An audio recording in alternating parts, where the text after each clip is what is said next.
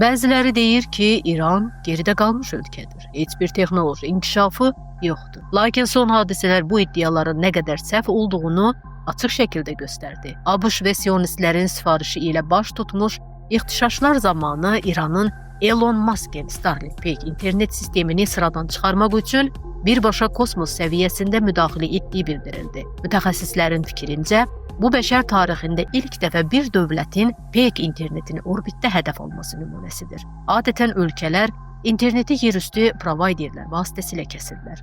İran isə uplink jamming adlanan texnologiyanı istifadə edərək kosmosdakı Starlink peykinə güclü saxta siqnallar göndərib. Nəticədə peyk yerüstü terminallardan gələn real məlumatları qəbul edə bilməyib. Bu üsul təkcə bir şəhər deyil, həmin peykin əhatə etdiyi bütün bölgələri eyni anda internetdən məhrum edib. Bu hadisə göstərir ki, İran sadəcə siyasi güc deyil, eyni zamanda yüksək səviyyəli elmi texnoloji imkanlara malik dövlətdir və müasir informasiya müharibəsində ən mürəkkəb texnologiyalarla rəqabət apara bilir.